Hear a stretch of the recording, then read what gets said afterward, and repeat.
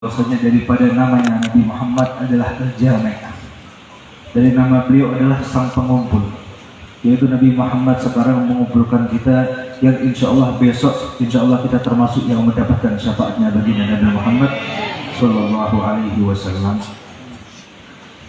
Para hadirin hadirat yang saya hormati, wabil khusus para habaib, para cucu baginda Nabi Muhammad Sallallahu Alaihi Wasallam, yang wujud mereka adalah rahmat, yang dimana mereka juga merupakan barometer seorang yang beriman. Karena baginda Nabi Muhammad bilang bahwasanya la yuhibbuna ahlal bait illa mu'min wa la yabghaduna illa munafiq. Tidak cinta kepada aku, kepada keluargaku, melainkan mereka adalah orang yang beriman. Yang tidak benci, tidak ada di hatinya ada sebuah kebencian, sebuah ketidakenakan kepada para habaib, kecuali di hatinya mereka ada sifat kemunafikan. Yang artinya kalau misalkan terdapat pada hati seseorang kemunafikan, naudzubillah, nanti meninggal su'ul khatimah. Naudzubillah min dzalik. Semoga Allah Ta'ala jaga daripada hal tersebut. Amin amin ya rabbal alamin. Yang saya hormati Al-Habib Abdullah As-Segaf, wal Habib Naufal Al-Habsyi, wal Habib Harun Ba'bud, wal Habib Quraish bin Zihab, wal Habib Idrus Al-Habsyi, dan para habaib yang lainnya yang tidak saya sebutkan satu persatu tanpa mengurangi rasa cinta hormat saya kepada mereka. Nabi Muhammad bilang bahwasanya nanti di hari kiamat yang terang benderang bagaikan bulan purnama bukan mereka yang paling banyak sholatnya, bukan mereka yang paling banyak puasanya, tapi mereka adalah yang paling banyak cintanya kepada Nabi dan keluarganya baginda Nabi Muhammad SAW. Aktsarukum nuran yaumil qiyamah, aktsarukum mahabbatan li ali baiti. Nanti yang paling terang itu yang paling banyak cintanya kepada keluarga baginda Nabi Muhammad SAW. Semoga para habaib kita dijaga oleh Allah Ta'ala, dipanjangkan umur mereka, disehatkan badannya, dikabulkan hajat mereka. Amin amin ya rabbal alamin. Dan tidak lupa juga para alim ulama, para penerus perjuangan Nabi Muhammad, wabil khusus Guru Jarir, ada juga Guru Muhammad, ada juga Ustadz Hasan, ada juga Ustadz Fauzi, yang mereka adalah pewaris baginda Nabi Muhammad SAW. Bahwasanya Rasulullah berkata, man safaha aliman faka'annama safahani, man zara aliman faka'annama zarani, wa man safaha aliman faka'annama safahani, wa man jalasa aliman faka'annama jalasani, wa man jalasani fi dunya kuntu lahu jalisan yaumal qiyamah. Barang siapa mereka yang berdatang kepada para ulama, barang siapa yang mereka bersalaman kepada ulama, barang siapa yang mereka berduduk bersama ulama, kalau misalkan mereka sudah biasa berduduk bersalaman, melihat seakan-akan mereka melihatku, barang siapa yang mereka berduduk bersama para ulama di dunia, besok nanti menjadi teman dudukku di surga, kata Nabi Muhammad SAW. Semoga berkat mereka para ulama kita dijadikan ahlu surganya Allah Subhanahu wa Ta'ala, karena mereka adalah dikatakan sebagai orang-orang yang bahagia dunia akhirat. Nabi bilang innahu yulhamahu su'ada wa yahramuhul asyiya. Orang yang diilhamkan dalam hatinya, yang dihendakkan oleh Allah Ta'ala untuk menuntut ilmu, berarti mereka adalah orang yang bahagia dunia akhirat. Kalau misalkan di hati ini sudah berat, sudah malas ingin menimba ilmunya Nabi Muhammad, itu adalah orang-orang yang tidak ada bahagianya di dunia maupun di akhirat. Sekarang kita ini menghadiri majlis yang mulia. Ini bukan majlisnya guru siapa, ini bukan majlisnya habaib siapa, tapi ini adalah majlisnya Nabi Muhammad Sallallahu Alaihi Wasallam. Dan ini adalah bentuk warisan terbesar baginda Nabi Muhammad Sallallahu Alaihi Wasallam. Imam Ghazali 1400 tahun beliau berkata bahwasanya nanti di hari kiamat, nanti di akhir zaman akan datang suatu masa yang nanti tidak ada seorang pun yang selamat daripada fitnah akhir zaman, kecuali mereka yang menghidupi hatinya dengan ilmunya baginda Nabi Muhammad Sallallahu Alaihi Wasallam. Dan kata Nabi Muhammad berkata bahwasanya nanti seseorang ketika mereka di hari kiamat, mereka banyak menyesalnya.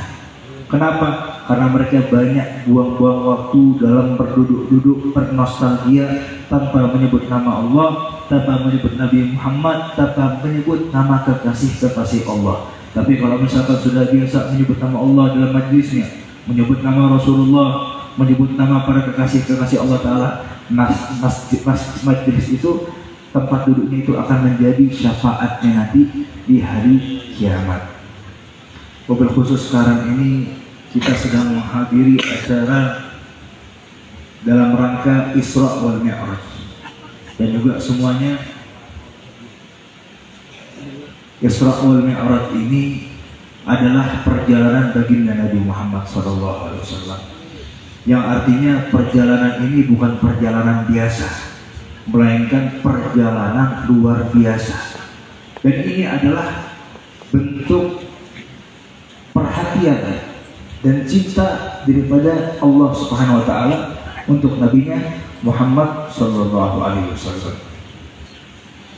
Pada tahun tersebut, sebelum terjadinya Isra wal Mi'raj, Nabi Muhammad banyak menemukan daripada gangguan orang musyrikin, gangguan kafir Quraisy. Bahkan istri tercintanya Sayyidatuna Khadijah meninggal pada tahun itu, yang dimana kata Nabi Muhammad, kalau misalkan aku melihat Khadijah, yang namanya kesumpekan, kesusahan hilang. Pada saat itu juga, tahun itu juga, Allah SWT ambil Sayyidatuna Khadijah. Pada tahun itu juga Allah Ta'ala mengambil pamannya Abu Thalib, yang selalu menyayangi beliau, yang selalu melindungi beliau. Ya bahkan beliau mencintai Nabi Muhammad lebih daripada cinta anak-anaknya untuk Nabi Muhammad. Semua dikorbankannya untuk Nabi Muhammad.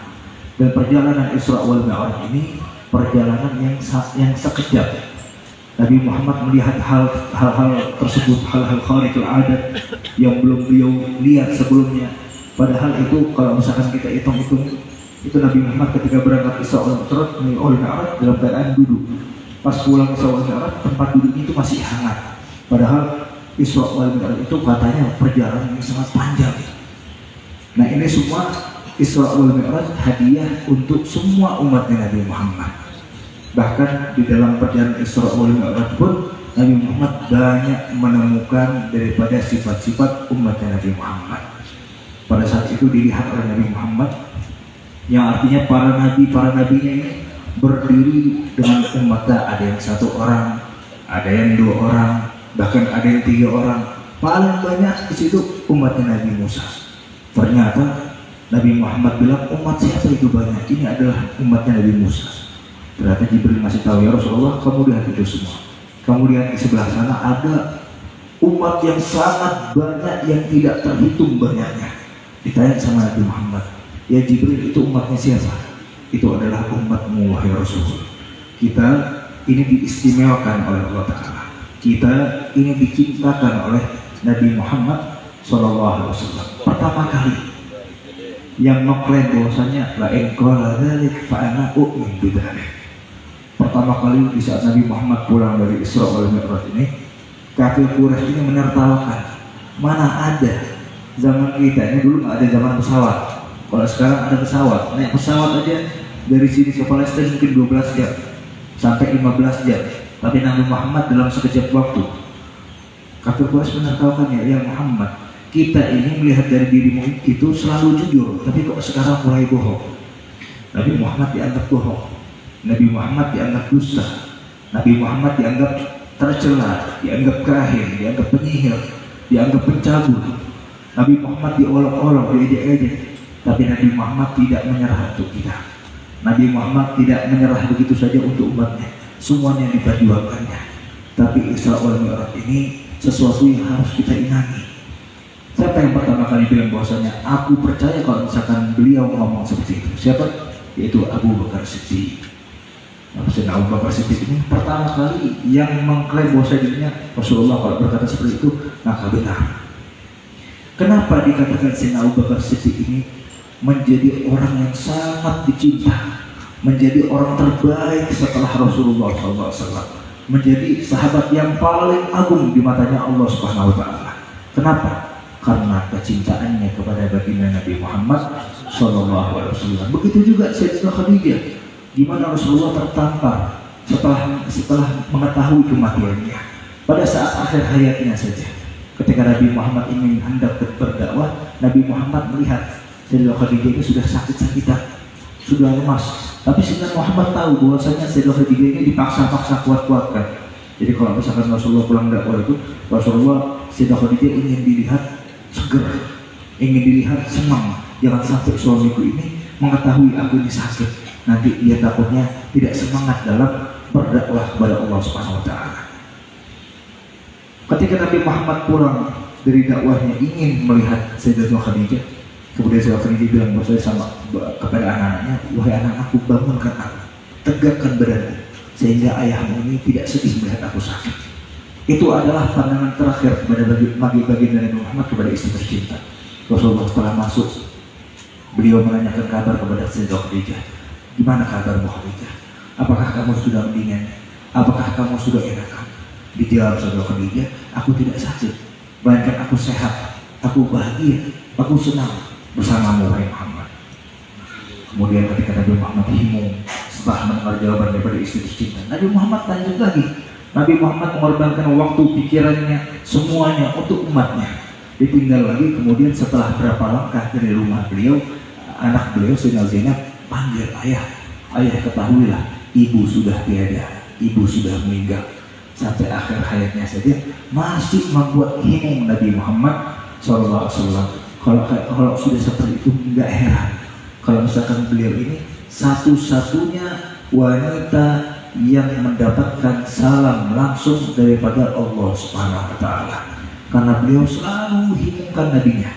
Kalau misalkan kita ingin mendapatkan maqam yang tinggi, sama seperti orang yang mengatakan bahwasanya ada seorang wali yang beliau ini bercerita bahwasanya beliau ini bermimpi Rasulullah SAW.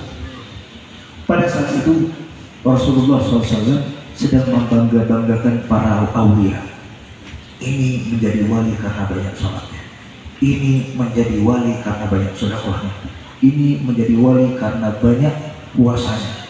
Kemudian Al-Habib Ali Al-Habsyi, beliau datang yang kita baca sama-sama maulidnya Simtud Durar. Rasulullah bilang kalau ini beda karena dia menjadi wali dengan cintanya yang besar kepadaku. Kalau misalkan hati itu, kalau misalkan cinta itu bisa berdampak baik, kenapa kita tidak mencintai yang sepatutnya? Orang yang beriman pasti Allah dan Rasulnya adalah segalanya bagi dia.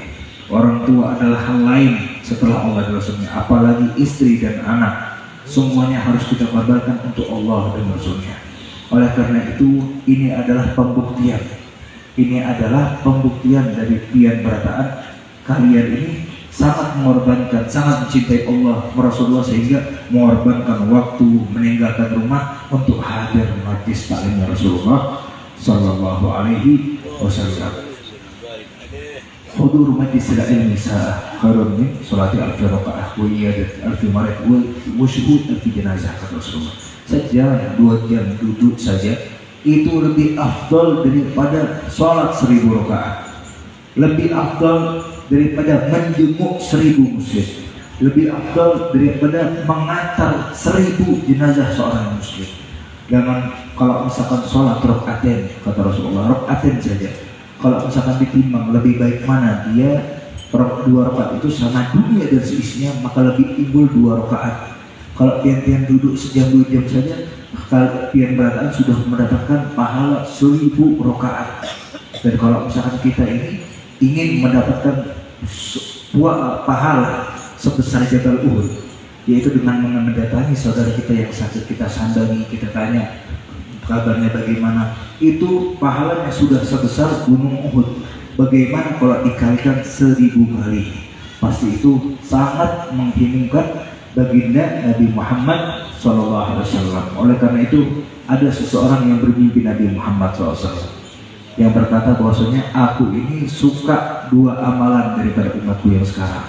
Yang satu, aku cinta kepada para ulama yang dimana mereka ini senang dalam mentauzikan, mensedekahkan ilmu yang mereka dapat, suka berbagi ilmu, suka ceramah, didengarkan oleh Nabi Muhammad himung. Yang kedua, orang-orang yang membantu suksesnya, terlaksananya acara, mereka yang membantu dengan tenaganya, pikirannya juga aku cinta, karena mereka adalah partner dalam pendapatan pahala. Yang artinya ulama dapat pahala, yang membantu suksesnya acara Nabi Muhammad dapat pahala juga. Tapi keutamaan yang kita dapatkan, kenikmatan yang digambarkan oleh Nabi Muhammad bisa gagal kalau misalkan kita termasuk 5 golongan ini. Bahkan Imam Ghazali bilang kalau misalkan dia mendapati 1000 bulan Rajab, bulan Rajab ini tidak ada orang yang beristighfar sekali kecuali Allah ampuni. Orang yang sukses di Rajab akan lebih sempurna lagi di Sya'ban. Orang yang lebih sempurna lagi di Sya'ban akan lebih sempurna berkali-kali lipat di dalam datanya bulan Ramadan. Tapi kalau misalkan 5 golongan ini, walaupun dia mendapati Lailatul Qadar sebanyak 1000 kali, nggak ada manfaatnya. Siapa 5 golongan ini? Yang pertama adalah anak yang durhaka kepada orang tuanya. Sekarang lagi viral anak kurang ajar sama orang tuanya, anak durhaka sama orang tuanya. Betul? Sekarang di TikTok kemarin ada berita bahwasanya ada anak pemuda rela yang namanya ibunya ini suruh mandi lumpur biar dapat gift. Benar nggak? Benar nggak? Kata Rasul, tidak ada ancaman yang nyata, tidak ada azab yang dicepatkan ketika ingin mengucapkan la ilaha illallah, nggak bisa. Ditanyakan para sahabat, kenapa agama tidak bisa mengucapkan la ilaha illallah? Para sahabat bilang, mana alaminhu illa khaira. Kita ini tidak ketahui kecuali dalam dirinya itu semua baik, sholatnya rajin, sedekahnya banyak. Akhirnya Rasulullah kirim kepada Sayyidina Bilal, kepada ibunya. Tanyakan kepada ibunya, kenapa ini Al-Qamah nggak bisa berucap la ilaha illallah dalam hatinya? Ditanyakan oleh ibunya. Akhirnya ibunya berkata, saya sakit hati kepada Al-Qamah itu. Dulu sebelum kawin saya prioritasnya, setelah kawin saya tidak dihiraukan lagi, saya diduakan oleh istrinya. Dia dulu mendahulukan saya, sekarang semenjak ada istrinya, saya di nomor 2kan. Dulu ketika dia masih belum bisa apa-apa, saya mengadakan. Ketika bayi, saya menyusukan. Ketika dia masih belum bisa pakai baju, saya pakaikan. Tapi ketika dia sudah menikah, saya lagi yang tidak dihiraukan. Pokoknya bagaimanapun, nggak ada diskon, nggak ada tawaran, saya nggak mau maafin anak saya. Kata Rasulullah, kalau begitu fa'ajidu lahul hatab. Kalau begitu kumpulkan kayu bakar, kita bakar nih Al-Qamah. Yang namanya ibu, sekesal-kesalnya ibu, semarah-marahnya ibu melihat anak luluh katanya. Ya Rasulullah, jangan kau sakiti anakku. Ya Rasulullah, apalagi sampai kau bakar. Kamu sakiti aja aku tidak rela. Kalau begitu aku maafkan dia ya Rasulullah. Dari saat itu ibunya bilang maafkan. Dari saat itu Al-Qamah bilang la ilaha illallah Muhammadun Rasulullah. Meninggal dia. Padahal sahabat, padahal mereka ini tidak bisa dipandingi sama orang yang ahli ibadah di dalam zaman ini, tidak bisa menangis sedikit pun daripada sahabat. Tapi sampai bisa mencegah kalimat la ilaha illallah. Gara-gara apa? Gara-gara mendahulukan istrinya. Kemudian Rasulullah bilang, man faddala zawjatahu ala walidatihi fa'alaihi la'nah wan nas ajma'in. Fa'alaihi la'natullah wa la'nat rasulih wan nas ajma'in. Rasulullah, siapa yang mengutamakan istrinya daripada ibundanya, maka untuknya laknatnya Allah, laknatnya Rasulullah, laknatnya orang semua. Makanya nggak bakal dapat rahmat. Sekarang banyak terjadinya kasus-kasus yang mengerikan, kasus-kasus yang sedih kalau telinga ini dengar. Anak-anak pada kurang ajar sama orang tuanya, mengangkat suaranya. Musibah itu ketika anak itu sudah mengangkat suaranya, apalagi sampai melawan, apalagi sampai main tangan, apalagi sampai membohongi, menyakiti. Kata Rasulullah, if'al minal bir ma syi'ta. Ente lakuin semuanya daripada kebaikan. Kalau kamu termasuk yang durhaka sama orang tua, kamu mau lakuin apa aja daripada macam ibadah, tempatmu di neraka.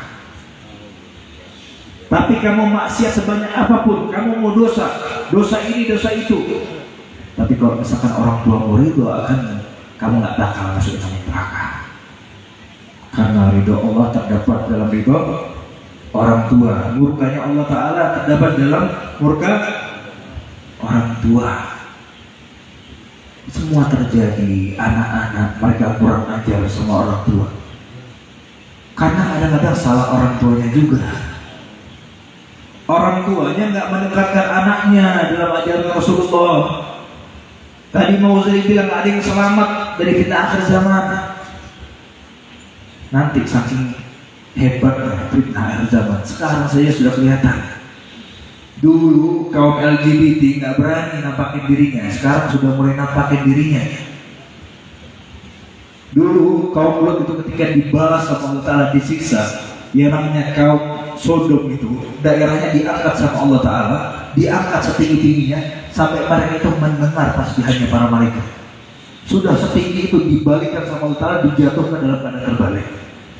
Para ulama bilang hukumnya seseorang LGBT, mereka itu harus dipotong ke tangan kanannya, dipotong tangan kirinya secara bersebelahan, kemudian diangkat kepala yang terbawah, dibuang dari atas. Itu sebenarnya yang mereka dapatkan. Tapi lihat, ketika Rasulullah sudah ngomong, al-haq as-sabir fi dini kal-ghabir al-jamar. Nanti di akhir zaman memegang agamanya ini, memegang teguh ajarannya Rasulullah, sama seperti memegang bara di tangan panas. Yang mereka yang beriman benar-benar akan lolos, yang enggak bakal hancur, bakal musnah. Nggak ada tawaran lain. Yang kedua adalah istri yang durhaka. Hati-hati istri yang durhaka. Istri yang durhaka, mereka mau sholat sebanyak apapun, puasa sebanyak apapun, berzikir, berwirid semacam apapun, tapi membuat suaminya marah, tempatnya di neraka. Kita lihat bagaimana Sayyidatina Khadijah. Saya kemarin bulan April kemarin saya umroh, saya naik ke Wadi Hira, ke Gua Hira, saya naik ke tempat Nabi Muhammad berkhulwat sebelum diutus. Gua Hira sama Gua Thawr, saya naik dua-duanya. Ketika saya naik ini, saya merasakan kelelahan yang sangat lelah. Sampai-sampai kaki saya kram 2 jam mungkin. Kaki saya itu capek. Saya kebayang dulu, ya Allah, bagaimana dulu Sayyidatina Khadijah yang sehari itu mungkin 3 kali sampai 2 kali naik ke atas untuk mengantarkan bekalnya Rasulullah SAW. Lihat bagaimana kecenderungan untuk suaminya yang namanya dunia ditinggalkan. Dulu Sayyidatina Khadijah, beliau ini adalah kalau ditimba kekayaannya kafir Quraisy, orang-orang Quraisy dulu sama Sayyidatina Khadijah itu semua ahli Makkah masih menang setengahnya Sayyidatina Khadijah. Kaya. Tapi ketika beliau dinikahkan oleh Sayyidina Muhammad SAW, beliau bilang, ya wahai Muhammad, sekarang hartaku adalah hartamu, rumahku adalah rumahmu, dan aku adalah budak perempuanmu. Itu bagaimana Sayyidatina Khadijah. Maka pantas kalau misalkan Sayyidatina Khadijah mendapatkan surga yang beda daripada yang lain. Bentuknya beda karena siapa? Karena dia menjadi yang berbeda di dunia. Jangan jadi yang pasaran, wahai ibu-ibu acil-acil, julak-julak. Kalian itu punya contoh terbesar, Sayyidatina Khadijah. Kalau misalkan ditanya, Beb, saya ini Beb mau jadi istri solehah kalau bapak-bapaknya soleh juga. Jangan seperti itu. Kita ini soleh karena Allah, solehah karena Allah. Kalau misalkan kita ingin mendapatkan balasan daripada para suami yang mereka layan pak walayadu, mereka tidak bisa memberikan karunia, mereka tidak bisa memberikan magam yang tinggi. Tapi kalau kalian minta sama Allah Ta'ala, kalian akan mendapatkan itu semua. Jangan harap, kalian katakan nggak ada deh wanita sesolehah itu sekarang. Ada, pasti ada. Mereka kalau sudah paham sama ilmunya begini Nabi Muhammad, mereka pasti akan berlaku seperti wanita yang soleh. Wanita-wanita soleh. Lihat bagaimana belajar daripada Sayyidatina Rabi'ah al-Adawiyah. Rabi'ah al-Adawiyah ini seorang perempuan. Dia ini setiap hari menghafalkan Al-Quran, sholat 1000 rakaat, salawatnya 100.000, baca kalimat la ilaha illallah 100.000. Apa yang beliau katakan? Saya ini melakukan semua ini bukan saya ingin surganya Allah Ta'ala, bukan karena saya ingin takut daripada neraka Allah Ta'ala, tapi saya pengen ketika nanti Nabi Muhammad berduduk-duduk dengan para nabi, Nabi Muhammad bilang seperti ini loh, wanita daripada umatku melakukan ini semua karena ingin membuatku bahagia, karena ingin membuatku bangga. Lihat bagaimana yang dilakukan oleh seorang wanita. Seorang wanita, acara itu bisa nggak? Bisa, tentu bisa, tapi kemauannya nggak ada. Ada sebuah kejadian nyata yang terjadi mungkin pada tahun 2005 ke atas. Saya nggak tahu lupa pastinya. Yang dimana kejadian ini viral di Masuk TV. Bahwasanya dikisahkan ada seorang wanita yang dikubur setelah 30 tahun, jasadnya masih harum, jasadnya masih lembut, bahkan kain kafannya pun putih bersih. Pada saat itu ayahanda Abu Ya'dus Bahbarun memang ke situ, ada jadwal dakwah, dan kemudian beliau teringat bahwasanya ada cerita itu. Akhirnya Abu Ya'dus tanya kepada penduduk tersebut. Terus kalau nggak salah itu tepatnya di Bondowoso.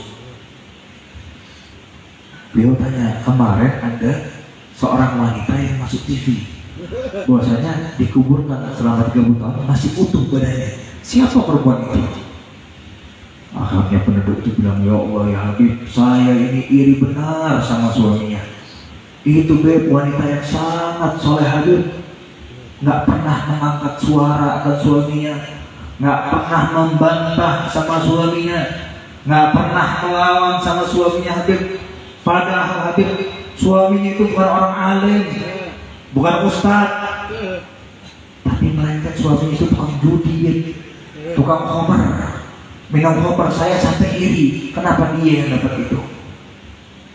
Masya Allah.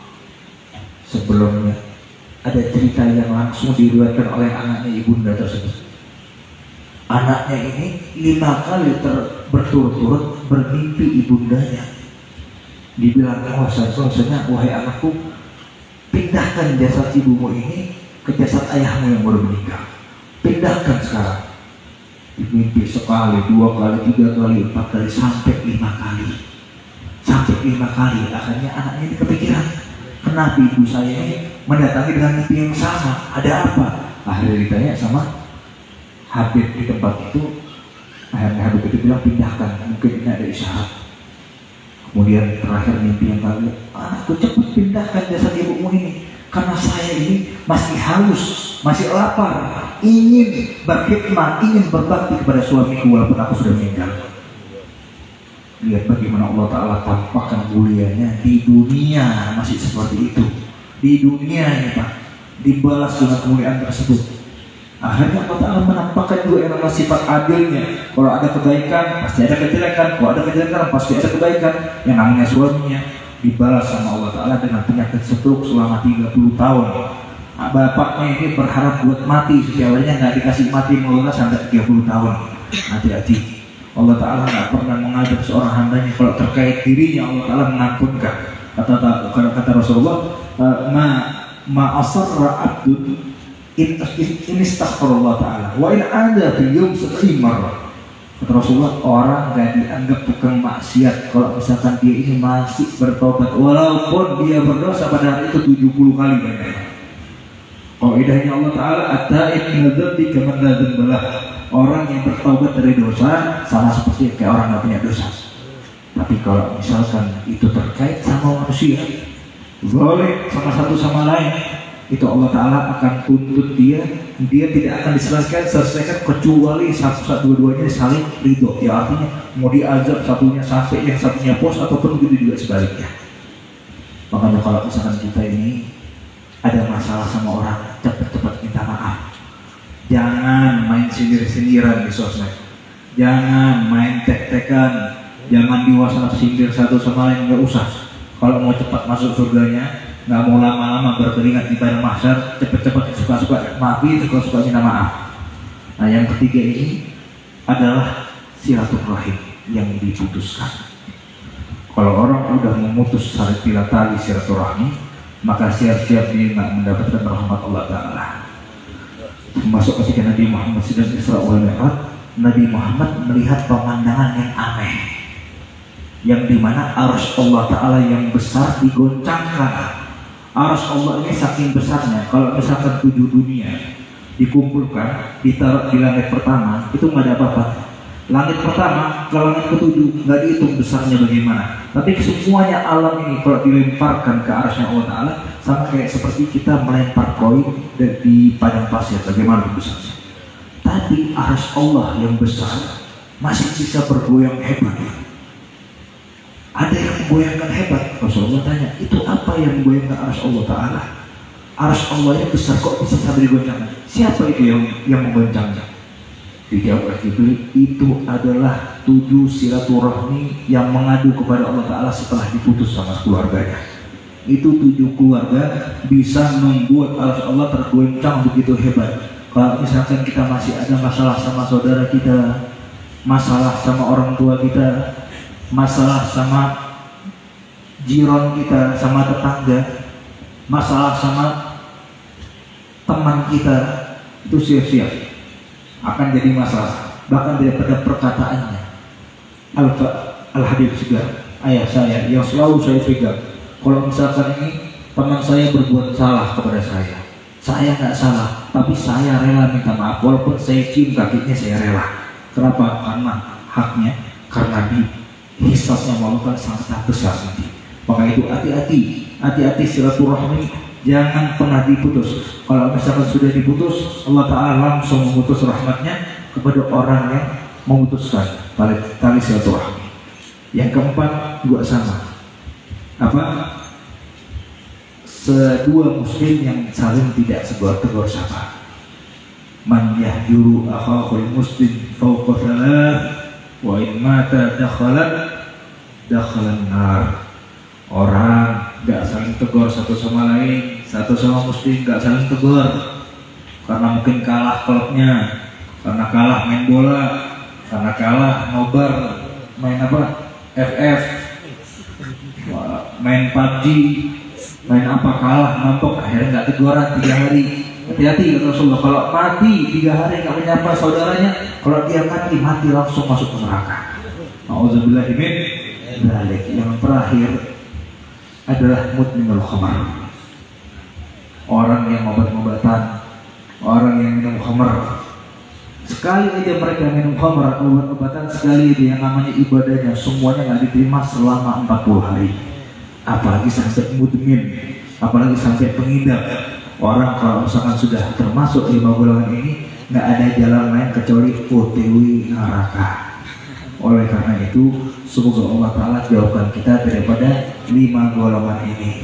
Semoga ya Allah dengan adanya majlis ta'lim ini, semua kita umurnya dipanjangkan, dikabulkan hajatnya, dijadikan orang bahagia dunia akhirat, yang sakit disembuhkan, yang miskin dikayakan, yang jomblo dikawinkan, yang sudah kawin jangan nambah lagi. Rabbana atina fid dunya hasanah wa fil akhirati hasanah wa qina adzabannar. Sallallahu alaihi wasallam Muhammadin wa alihi wasallam. Sebelum saya tutup, saya ingin memberikan kenang-kenangan ijazah sholawat busyra. Sholawat busyra ini yang diimpikan salah satu anak kakek saya, Abu Ya'la bin Hasan, pada tahun 2015, tepat tanggal 10 Muharram. Beliau bermimpi Nabi Muhammad dan diajarkan sholatul busyra, dan Nabi bilang bahwasanya barang siapa yang membaca sholatul busyra 41 kali dalam pengkabulan hajat, sama dengannya hasilnya dia membaca 41 kali Yasin dalam pengkabulan hajat. Kalau orang-orang dulu kan kalau ada hajat langsung mereka menyendiri baca Yasin 41 kali, gak gerak badannya, gak gerak matanya, fokus. Tapi ini adalah bentuk rahmat dari Rasulullah. Kalau baca sholat busyra 41 kali, sama halnya kayak membaca Yasin 41 kali. Dan ketika si pemimpi ini bangun, Masya Allah, yang namanya bau gahru itu tercium sampai 3 hari 3 malam. Dan sholat busyra ini sholat yang sangat ajaib. Mungkin yang berataan kalau ingin tahu Sholatul Busro tinggal cari Sholatul Busro di Google, Facebook, Instagram sudah muncul Sholatul Busro nanti. Nah, Sholatul Busro ini sangat mujarrab ya. Salah satu contohnya ada seorang wanita yang dia ini pengidap kakinya lumpuh selama 11 tahun. Kemudian wanita ini datang kepada Abu Ya'la bin Segaf meminta ijazah. Habib, ijazahkan saya sholat busro. Masya Allah, setelah didawamkan selama 2 bulan, yang namanya dia itu ketika terbangun di pagi hari, Masya Allah kakinya udah bisa jalan. Bahkan perempuan itu nangis ketika melihat kakinya ini yang lumpuh 11 tahun tiba-tiba di pagi hari setelah mendawamkan sholat busro 2 bulan langsung berdiri tegak kakinya. Banyak lagi cerita-cerita yang lain, bahwasanya ada seseorang yang dikejar-kejar sama debt kolektor, diancam mau dibunuh, diancam mau disakiti, dia baca Sholatul Busro. Kemudian 2 jam setelahnya, setelah Sholatul Busro, di orang yang penagih utang itu dibilang, yaudah kalau gitu saya lunaskan semua utang berkat Sholatul Busro. Ada lagi yang lain, baru-baru ini ada seseorang yang cekat di dalam lift. Jadi lift itu kalau udah listrik mati kan cekat orangnya, nggak bisa napas, sudah panik dia. Tapi subhanallah pada saat itu hati yang mengatakan baca Sholatul Busro. Dia baca Sholatul Busro sekali, Masya Allah langsung kebuka gitu ya. Maka dari itu sebelum saya ijazahkan kita baca bareng-bareng. Bismillahirrahmanirrahim. Allahumma salli wa sallim ala Sayyidina Muhammadin sahibil bushra salatan tubashiruna biha wa ahlana wa auladana wa jami'a masyayikhina wa muallimina wa talabatana wa talibatina min yawmina hadha ila yaumil akhirah.